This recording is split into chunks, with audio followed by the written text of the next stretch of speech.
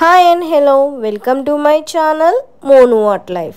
ఇది వచ్చేసి sponge Dabur. Amazon వాడు నాకు పంపాడు రివ్యూ చేయమని, సో దట్ నేను చేస్తున్నాను. ఇది వచ్చేసి 166 రూపీస్, ఈచ్ వన్ 33 రూపీస్ పడింది. సో దట్ మనం రివ్యూ చేస్తున్నాం. హాహా, అలా అనుకుంటే మీరు పప్పులో కాలేసినట్లే. మనం 166 రూపీస్ పెట్టి వేస్ట్ చేసుకోవడం ఎందుకు అమౌంట్. మనం జస్ట్ 15 రూపీస్లోనే మనం రీక్రియేట్ చేయొచ్చు. సో మనకు కావాల్సిన స్పాంజ్ అండ్ దాని స్కెచ్తో రౌండ్ చేస్తున్నాను. నేను 2 రౌండ్స్ చేస్తున్నాను, సో దట్ 2 వస్తాయి మనకి 2 రౌండ్స్కి. సో నెక్స్ట్ వచ్చేసి బ్లేడ్తో రౌండ్ని ఇలా కట్ చేసుకోవాలి. సేఫ్గా కట్ చేయండి, మీరు హ్యాండ్స్ కట్ చేసుకోకండి. యాక్చువల్గా ఈ స్పాంజ్కి 8 వస్తాయి. నేను జస్ట్ నార్మల్గా చూపించడానికి 2 డ్రా చేశాను, సో దట్ మీకు అర్థమవుతుంది కదా అని. అండ్ దెన్ సెకండ్ రౌండ్ కూడా నీట్గా కట్ చేస్తున్నాను. సేఫ్గా ఉండాలి బ్లేడ్ యూజ్ చేసినప్పుడు.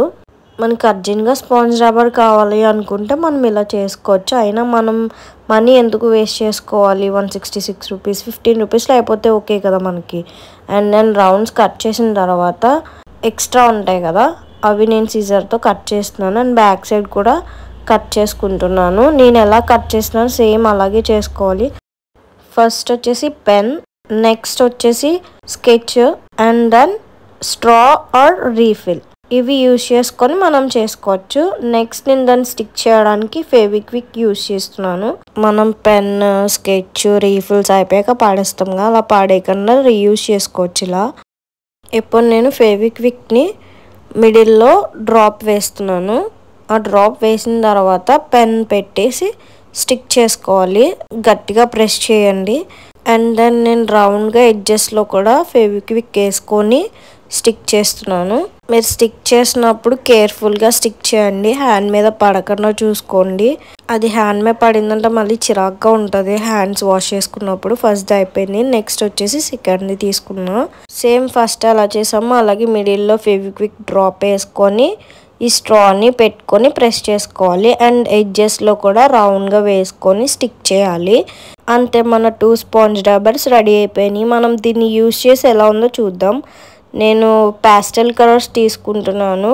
అండ్ దెన్ మనం యూజ్ చేసేసిన తర్వాత అక్రిలిక్ కలర్ బాటిల్ ఉంటుంది కదా, దాన్ని తీసుకొని ఇలా స్పాంజ్ రబ్బర్ నేను సెకండ్ది తీసుకున్నాను కదా చిన్నది, అది తీసుకొని నేను డ్యాప్ చేస్తున్నాను. ఎంత నీట్గా వస్తుందో చూడండి. అవుట్పుట్ అయితే చాలా బాగా వచ్చింది. ఇలాగే మనం ఏదన్నా సరే అమౌంట్ పెట్టి తీసుకోకుండా రీక్రియేట్ చేసుకుంటే మనకి మనీ సేవ్ అవుతాయి. అండ్ దెన్ మనం మన హ్యాండ్స్తో చేసుకున్నాము అన్న సాటిస్ఫాక్షన్ కూడా మనకు ఉంటుంది. నేనైతే స్టార్టింగ్లో అమౌంట్ చాలా వేస్ట్ చేసేసేదాన్ని, యూజ్ అయ్యేది యూజ్ లేనిది కూడా కొనేసేదాన్ని. నాకు మనీ వాల్యూ తెలిసింది కాబట్టి నేను ఇలా మనీని వేస్ట్ చేయట్లేదు. ఫైనల్ అవుట్పుట్ ఎలా ఉంది గాయస్, మీకు నచ్చిందా? మనం పెయింట్తో డ్యాప్ చేశాక వాష్ చేశాక మన స్పాంజ్ రబ్బర్ ఇలా ఉంది. మీకు ఈ వీడియో యూస్ఫుల్ అయితే లైక్ చేయండి, షేర్ చేయండి, కామెంట్ చేయండి. Thanks for watching. Bye guys.